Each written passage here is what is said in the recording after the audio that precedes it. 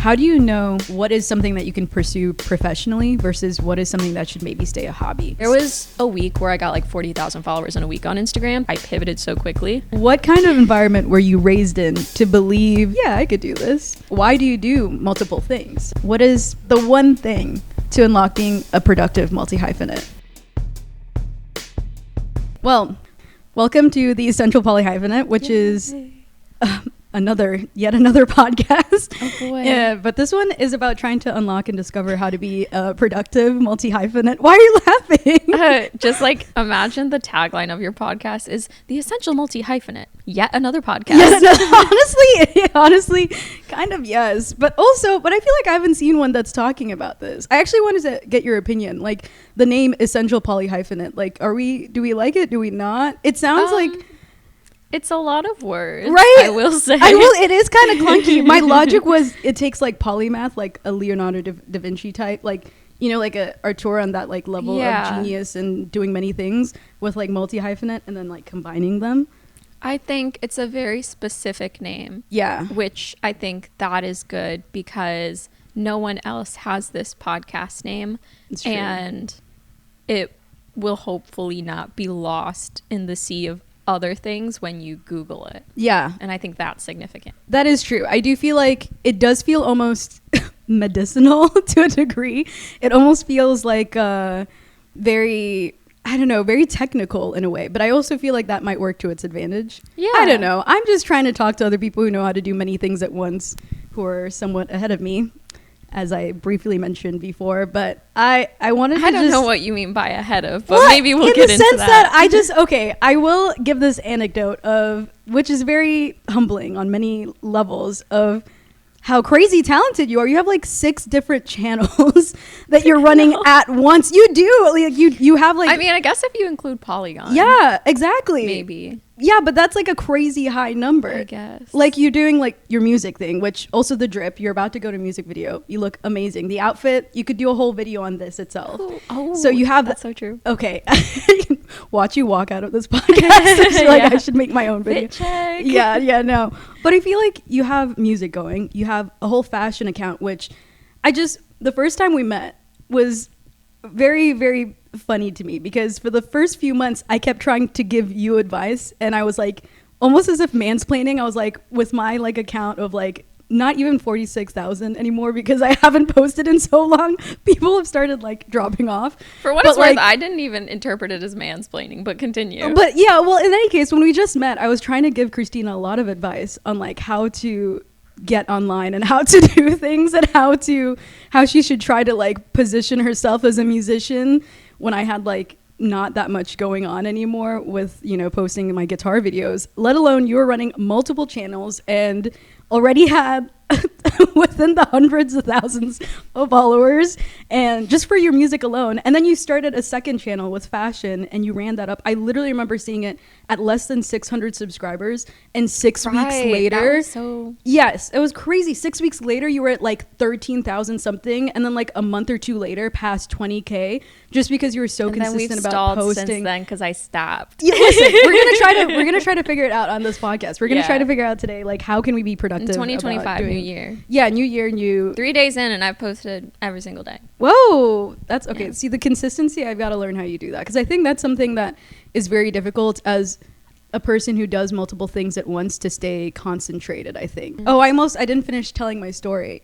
Your story? Yeah, my story of you. Of like, oh my God, my story of me. Oh my God, I'm the main character in this story? Yes. Or one of them? Yes. That's so exciting. You're the main character in this conversation. Wow. But literally, I was trying to tell you how to do social media when you were already blowing up. And then specifically like 5 months later into us knowing each other is when someone else ended up telling like, hey, have you seen her video online? It's got over 1 million views for just like one like clip of like just one song. And I had no idea that you already had social media channels, and I wasn't following you. And I literally every day been like, Christina, you really got to try like going online. Like it's really where people are at. It's really like the future, you know. I don't remember you saying it like that. I I remember us talking about a lot of like internet stuff, but like I know, but I was like so consistently all the time talking about it, but not doing anything. No, like it was when I had dropped off of doing stuff.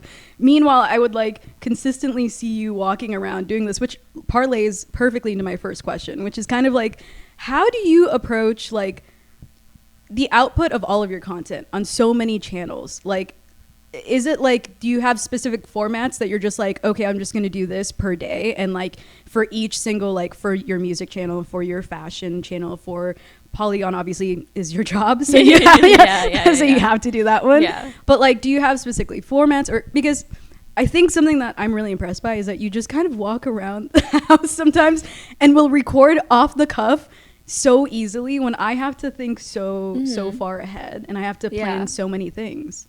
I mean, I think, well, yeah, as you said, my approach to my personal content versus Polygon content is very different because Polygon is a full-time job, 40 hours a week. You have to be there. So that's, you know, a lot more effort into that, I guess, and a lot more planning in the sense that like each TikTok for Polygon, you know, I write the script and then that gets sent to my supervisor. She approves the script, edits it, whatever. Then I film it. Then I edit the video. And then once the video is edited, send that to the supervisor again. She reviews it. I make whatever changes needed, edits. Usually there's not much because it's like a TikTok, you know. Yeah. We're not making like the Mona Lisa year. So I don't know. There's been some pretty good TikToks. As long as there's no like typos or anything like that, it's usually like, okay, good to go. So yeah, definitely a lot more process there. But what you're talking about with the kind of just like walking around, shooting whatever, I think like in the past year, my approach to my personal content has been very quantity over quality, because I realized if I hold myself to such a high standard, then I'm never gonna put anything out, because I think like a lot of creatives have, you know, or consumers in general, like have good taste, or at least you have like the taste of what you know you like, and you know like what is good, and oftentimes you cannot quite achieve that yet, either with your skill level or with your time. You're hitting me. You're hitting a triggering spot. yeah, whichever it is. So I was just like, okay, yeah, I just have to like put it out there. If it gets low numbers, if it's bad, whatever it is, I just need to like put it out there, because I don't have time to you know, put as much effort into scripting or planning out things as I would like to. Yeah.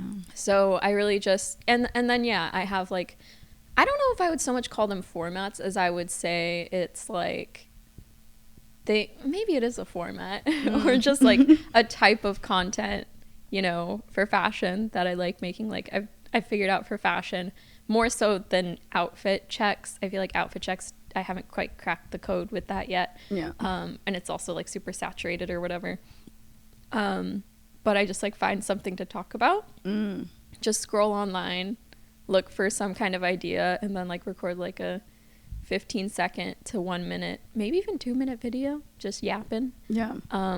Editing an app, so it goes pretty quickly. And then music is just like, you know, lip syncing, being like, yeah, hey. Yeah, like listen to my music. Yeah, pretty much. No, but I mean, it is really good. Oh, that was something very relieving. Not, again, everyone should work at putting their art out and like believe in themselves and whatnot, but it was knowing that you were actually very good at what you do too was like, wow, that was not that, you know, not to down people who aren't good at a craft who want to do it, but in any case, you said that before, and I thought that was funny, and but also very relieving, you know. Yeah, no, you're actually really good at what you do, so that helps. I should probably ask, why do you do multiple things? I guess that's a good place to start. Yeah, because, totally. You know, like I feel like so much online, also you're told to niche down, and I feel like it makes the most sense. Like I truly wish my brain sometimes could just only have one thing that it really cares about fostering, but I don't know, it's not natural the way I think. A lot of my art forms and different mediums speak to each other, which almost feels to me like interdisciplinary. Exactly. Yeah. It's very interdisciplinary, and it's a little bit almost frustrating when you're good at doing multiple things, because it's also like, to me, it's a form of like delayed gratification, because you're going to have to like, it doesn't mean that you now can just do a little bit of this and a little bit of that and you're good. It just means like you have to put your 10,000 hours for each of those different mediums. Right. That is I feel like a good way of thinking about it. Yeah. And it's like, it's not really dividing. It's just like, it's like a lot of work at first. And obviously because you're doing multiple things at once, because that's the way your brain thinks, like, then you eventually it gets to a point of like exponential growth where you will be further ahead than other people because you know how to interconnect things. But in the beginning, it's very loose. But, yeah, I get what the 10,000 hours thing is interesting because, like, if you do look at it where, like, you know, you're a sim, maybe, you know, you're being like, okay, I'm putting 1 hour into cooking, and then I'm putting 1 hour into writing, and then I'm putting 1 hour into singing or whatever it is, and then it's just like you need then 30,000 hours, which is a lot of freaking hours. But then under the logic, if you think like that somehow you can cross over hours, like, oh, maybe I spend like an hour on writing music, but then that gives me points for writing and singing or something like that. Like it gives me like 0.75 hour of writing and 0.75 of singing or some kind of thing. Yes. Yeah. The blend, there is a connection there. But I do feel like then you have to, it somehow still leaks into like, it takes longer though to get exponentially better to each thing, which is like with what you were saying of how like you know, aren't judging yourself as much as critically last year, at least with putting stuff out, because it was more important that you show up and that you get better at the craft and know that your skill set isn't maybe at where you fully imagine it to be in each one, but like because you're doing so many, they're influencing and bettering each one. Yeah, I think so, or that's the hope. I think pursuing multiple fields for me is just like, a matter of like, you know, I think a lot of people are dynamic and like want to do a lot of different things and have a lot of different interests. Yeah. But I also feel like there's a little bit of a necessity to it almost, in the sense that you don't want to, I feel like I don't want to put all my eggs in one basket. In these times, especially. In these times. In this economy? In this economy. No. Because, and I feel like a lot of, I mean, so much of art is influenced by like people's financial state. And it's a really unfortunate thing. Like, we need to get back to the state, you know, the culture where rich people would just like hire an artist pet and they would be an in-house artist and just like, I don't know, making stuff for this rich person. Like, I would make songs for a rich person. Like, take me back to the Renaissance. I will sing for you every night. I'm not even as good as Christina, but I will if I can. Yeah, I will brush your hair while you do it, like whatever you want. But yeah, because like I feel like I really loved acting growing up. Oh no. And I never pursued that because, you know, I was told it's just like not something you can make a career out of, you know. It's not like something that's financially reasonable. And coming from, I wouldn't say like I don't know, a lower class background, but maybe like lower middle class, something like that. Yeah. Whatever. In the range of somewhere around there. Okay. You know, it just didn't seem feasible. So that was kind of ruled out. And then, you know, I was doing stuff in college for a while of like real estate, economics, just trying to like figure out like something that was reasonable to do. And then I was like, oh, I'm so unhappy. I don't like this. And so then it was figuring out like, okay, what can I do creatively? What can pay the bills? And I was like dabbling in doing photography for people because like food photography, there were a surprising amount of gigs for that. Really? Where? In Texas? Also, you've been New like York. all over, in New York. Okay. Yeah, in New York, because I went to college in New York at NYU, which I only afforded because of a scholarship, which is also very, very significant to add because like I think there's so many opportunities sometimes being in a big city, but like being able to afford living in a big city is really, really huge. It's massive. So I feel like I was very, very lucky in that way, because you're not finding like a bunch of photography gigs, or it's not as common in Texas. No, exactly. That's what I was like, in Texas? That's why you said that. I was so shocked. And then like, you know, after that, I think like for me, content, like fashion content and music, that was more of like a passion thing where it definitely wasn't financially reasonable, and it still isn't. I just got a paycheck the other day for my music, and it was like $400, which is nothing to sneeze at. Yeah. But it's like, that's not my rent. Yeah. It's my rent is not $400. And it's also not, it wasn't even like $400. Like, I don't know what it was for. I need to talk to whoever's paying me, because they don't tell me what the time period is. I don't know. Side note. You got to figure that out. Anyways, yeah, music started because it was like I always loved music, but it was really just like a revenge diss track on one of my exes. Wait, and that's how I got it into solely that. was it supposed to be just one track, or was it like, I'm gonna launch my music career by making a revenge track? I don't know. I mean, I don't think I thought I'm gonna launch my music career. It definitely wasn't that. Really? But Okay. it also, like, I wasn't like, oh, I'm gonna make this one song and that's gonna be it. Like, I think in the back of my head, I was just like, during that breakup, I was writing lots of songs on my notes app just for like catharsis. Yeah, I guess almost like therapy, letting it out. Yeah, exactly, because I always loved writing poetry too. But anyways, yeah, got into music through that. Content was just kind of like, oh, okay, this is another outlet of, like, you know, with like acting, you have to wait for someone to cast you. Yeah, you have can't to wait just- for someone else. You can't just be like, I'm gonna be an actor and I'm just gonna do it. But with like content, you can just be like, I'm gonna upload this video. Yeah. So it seems a lot more feasible economically and just possibility wise to just like get out there and do something. And same thing with music. Like, I think it's a lot easier to just be like, I'm going to find a producer and I'm going to write this song and I'm just going to put it out there. And boom.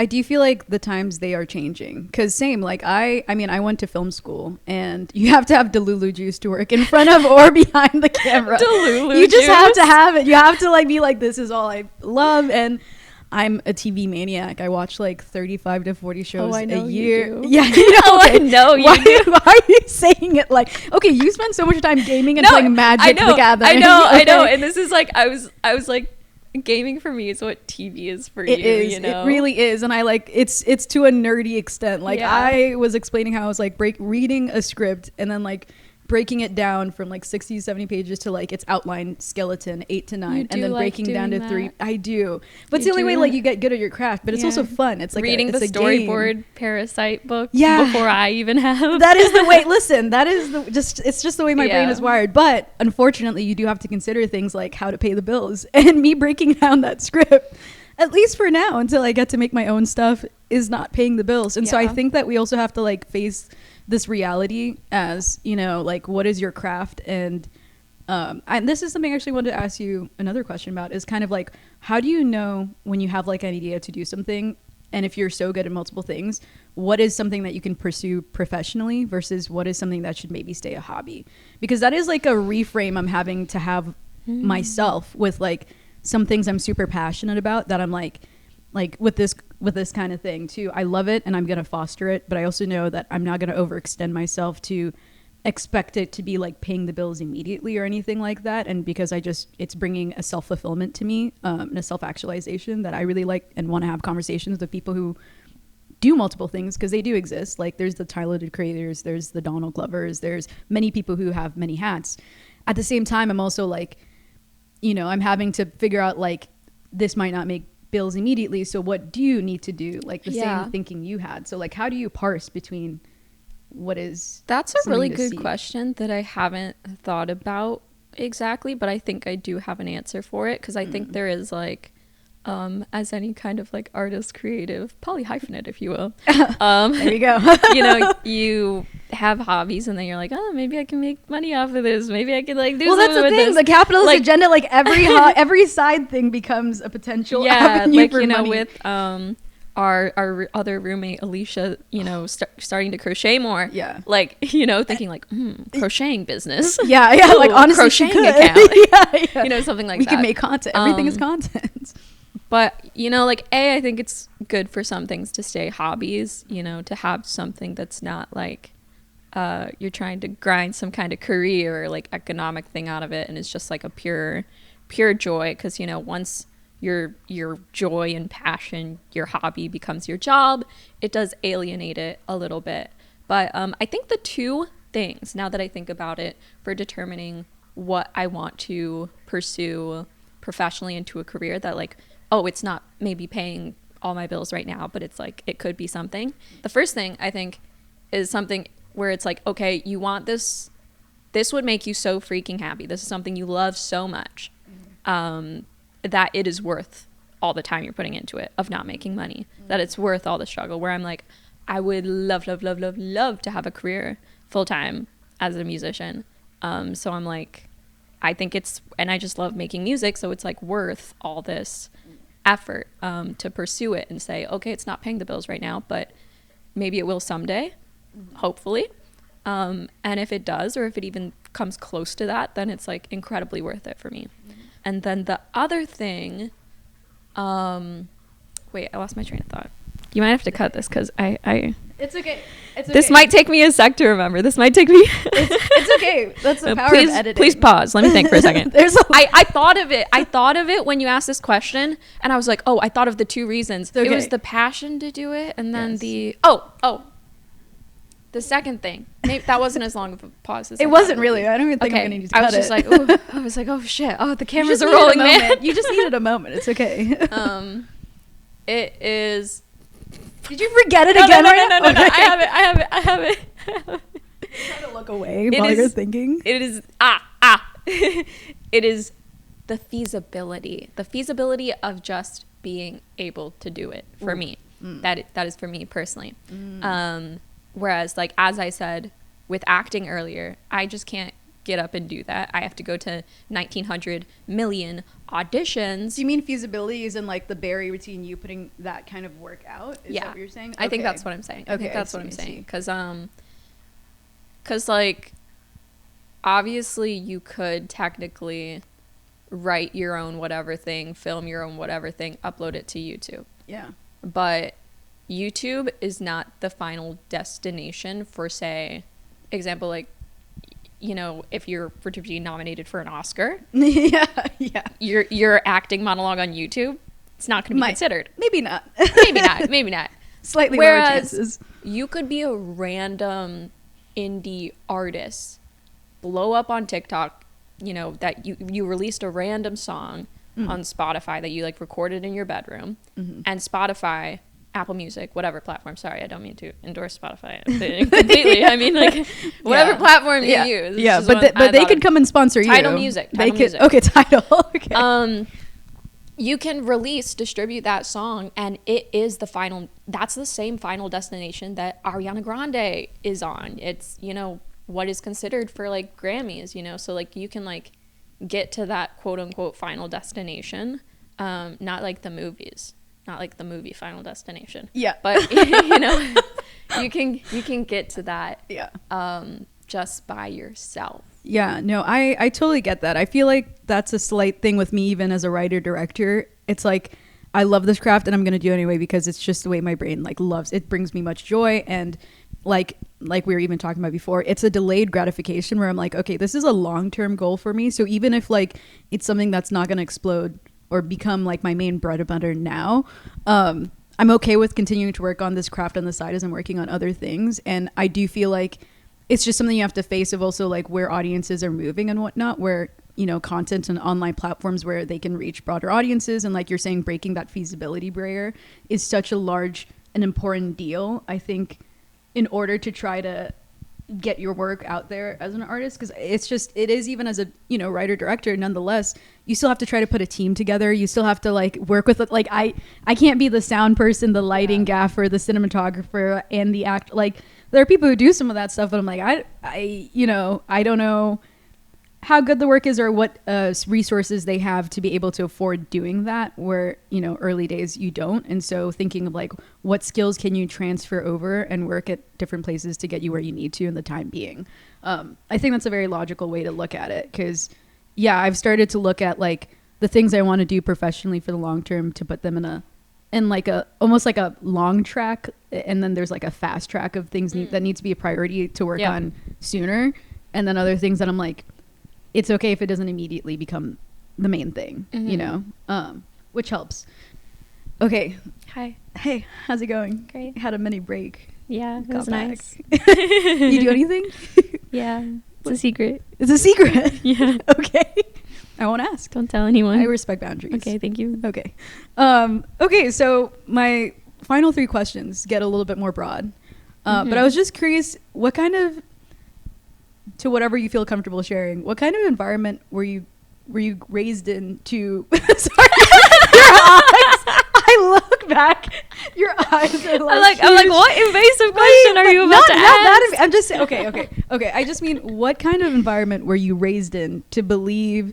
Was it just you? And psycho? Yeah, I mean, honestly, to do this many things, and you're very good at that. Like to like kind of, I don't know. I think a lot of other people have trouble like believing in themselves, and also like, I feel like at least for me, I was raised in an immigrant culture and with very entrepreneurial parents who did so many things. Like they ran a car shop in Africa, they ran a hair salon store, jewelry, furniture, clothing, did real estate, had a TV show at one point back there that they just went and walked into a station or like, you should make this show about us walking around interviewing random people. Like it was like old school, like they've just done so many things. And as crazy as it seems, that's why it's like my first love, like the same with you with acting, was music. And I was always like teaching myself guitar. I was a band nerd, played several instruments. But they were like, unless you're like a singer or something, there's like, we don't like you. It doesn't seem like something they could see actually you could make money off of. Yeah. But when I told them like, I want to go to film school, they're like, yeah, that makes sense. That seems like a reasonable, I was just like, because I think as they had their own TV show and they viewed it as something where it's like a craft. I don't know what for whatever reason, but they did, they were very unconventional because they supported me from the get-go and like trying to find something in the creative field to be a professional job, in the sense that I feel like a lot of immigrant stories, at least for me, are, what is commonly known as go be a doctor, a lawyer, any of these like very standard engineering formal jobs that pay well and, have like good credibility to them. And so I think nonetheless, I was always going to be a wild, like character, like, a wild card kid who was going to do something very out of the box. But I don't know if I would have been able to fully go this far with it had it not been for my parents' support. So I was like, is there something that you got that made you think like, yeah, I could do this?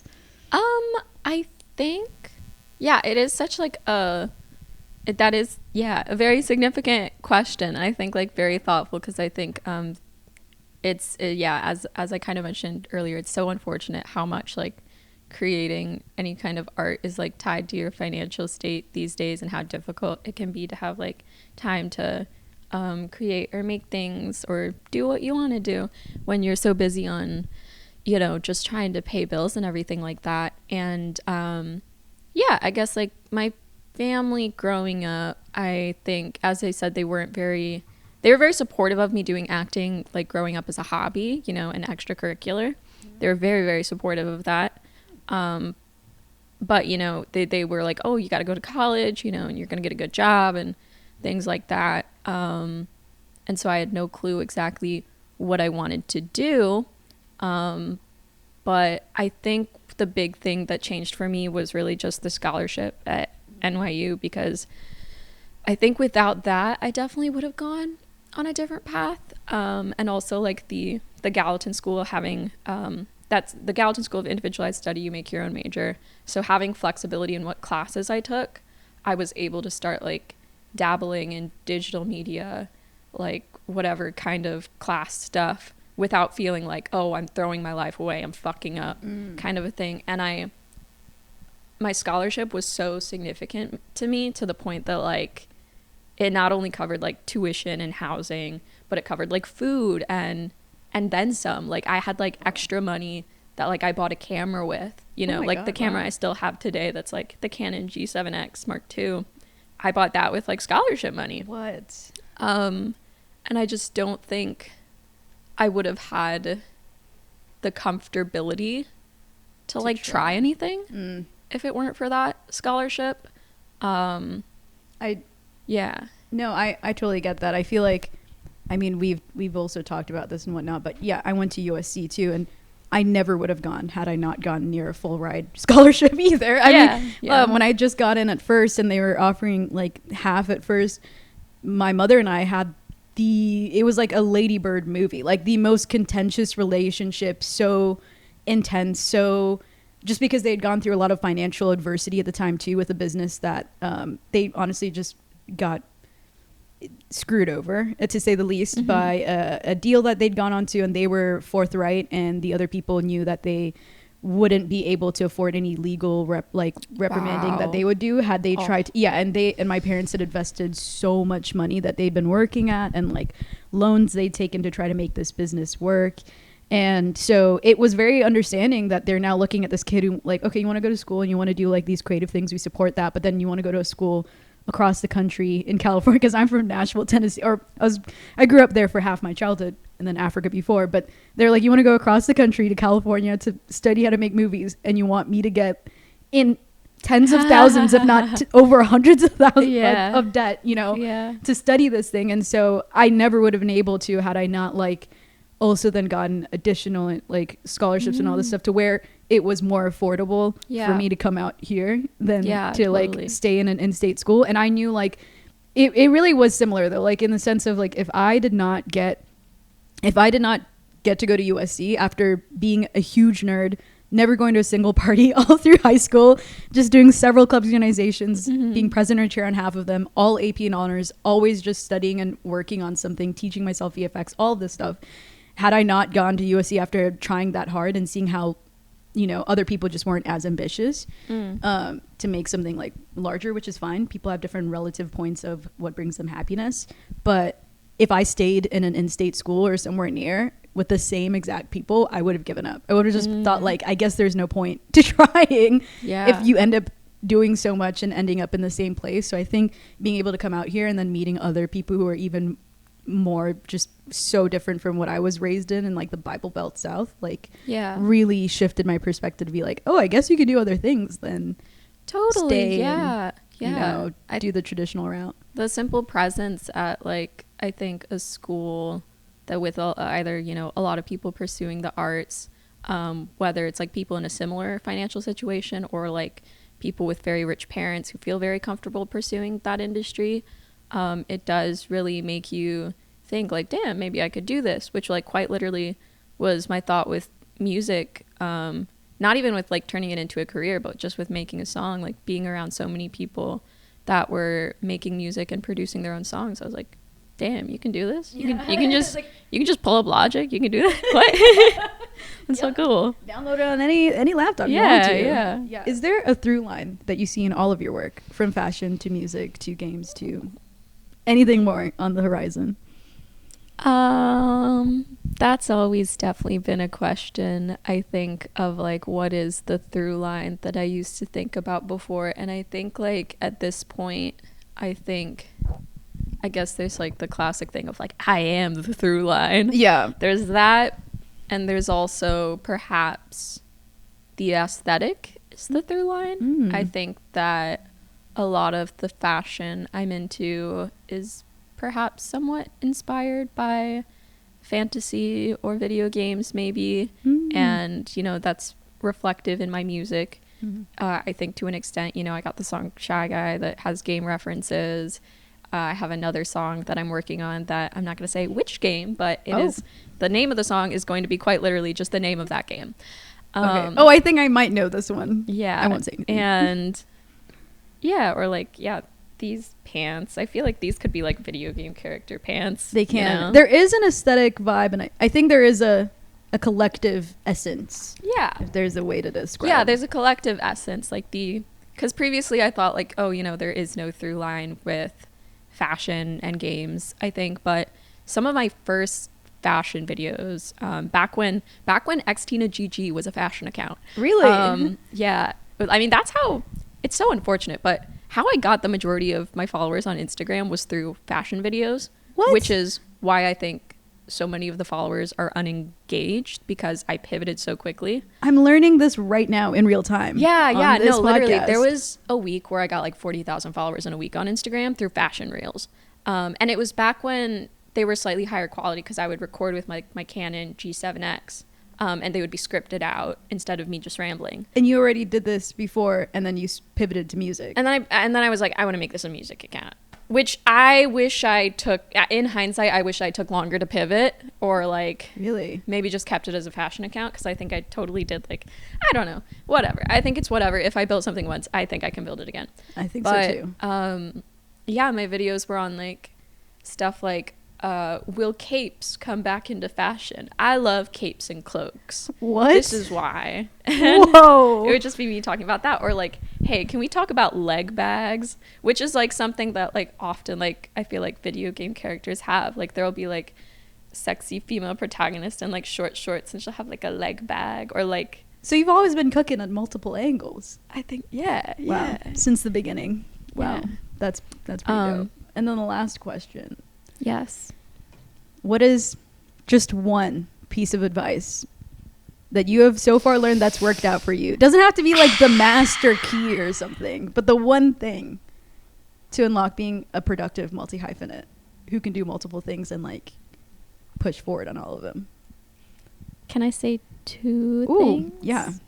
Get a bonus two one. Things, yes. Okay. Get a bonus. My first one, I feel like both of my advice pieces are kind of annoying in the sense that I feel like it's advice that a lot of people say, but like tell us why. I think it is still so significant, and like I truly think like if anyone is watching this and is actually looking for advice, like stop watching advice videos after this. Like at a certain point you have all the advice you need, like you're good, like trust me, like that's it. But like advice number one is like, yeah, just do it. Yeah. Because like with the fashion reels, for instance, I knew that I wanted to start making some kind of something. Because, you know, like I said, I was just like, I just want to put something out there. I didn't even know that I wanted to make fashion content. I was just like, I just like don't want to be working in real estate. I just like yeah, I'm sorry, I could not see you working in real estate, dude. I mean, besides the free La Colombe coffee, I hated it. And so I made this deal with my friend because I was like, I need to put something out there, but like it's so hard for me to motivate myself to actually do it for whatever freaking reason. So I made this deal with my friend who's also a musician, and he wanted to start making music TikToks. And we were like, okay. Or you know what? I think he initiated the deal too. Or he initiated the deal and then I think I hopped on it. So actually like shout out to him maybe for my career right now. But he was like, hey Tina, I want to post 5 music TikToks a day. Or not a day, fuck. Yeah, I was just like, 5? I was like, what regimen are you putting people on? 5? No, he told me, he was like, hey Tina, I want to post 5 music TikToks a week. Okay, reasonable. If I do not do that, I will have to give you $100. That's what he said. Cash money? Cash money. Wow. And I was like, yeah. He wasn't asking anything of me. He was just like, hold me accountable for this. And I was like, sure. And I was like, wait a minute. I want to do this too. I want to put stuff out there. You signed up for this? So yeah, but I told myself 4. I told myself 4 a week. Okay. And so the first 4 videos I recorded were random ass freaking. One of them was on fashion. One of them was on music, like music commentary rather than like music, my own music. Mm-hmm. One of them was on politics, and maybe I don't know what the other one was on. Yeah. But it was on that. And the video that did the best was the fashion video where I was like, the title was Fashion Trends I Hate But I'm Desperately Trying, or Fashion I Hate But I'm Trying to Love. Yeah. And it was a video on polka dots. How I'm like, I just don't understand polka dots or how to wear them or why people like them. But like I would be open to liking them. And I was just talking about polka dots. And from there I was like, okay, I'm gonna make fashion videos. I'm just gonna like reiterate this. And then it just grew. Yeah. So like, and the fact of just being forced to do it, I think was so significant. I will say having accountability goes really, really far. I think for my own writing even, I have 2 or 3 writers groups that I juggle every week. And so it just consistently forces me to show up for myself. Yeah. So that checks out. Wow. And that actually leads perfectly into my second point. I think you've scripted this out or read my mind because that leads perfectly into my second point. Really? My second advice tip thing was going to be, this is a bad way to phrase it, but like get other people / use other people. Don't use other people in use the sense other people. That is what we're about on this podcast. You know, like, but I think like a community of creatives, whether it is your roommate being an accountability buddy or a friend who's like, hey, let's create this $100 bet, whatever it is, that's significant. Having people to collaborate with, I think that's significant. Like after this, you know, I'm going to go do a music video, or not a music video, but like short form video shoot for music. And I'm really hoping with this videographer that we can start like this collaborative relationship, kind of a thing where it's just like consistently working together. And also like a piece of advice, I forget where I heard it from, but I found it interesting, and frankly I agree with it. They were like, you know, collaborating is really important, but maybe not necessarily in the way that you think it is. Like, you might think you want to collaborate with someone and meet creatives that are, you know, more famous than you. You know, they already have their TV show, they already have their hit album, hit song, whatever. You want to work with those people. Yeah. But they were like, no, find peers you want to come up with. Meet someone and work with someone where you're like, I believe in your work, you believe in my work. We're going to be the next big thing together, and we're going to have that come up together.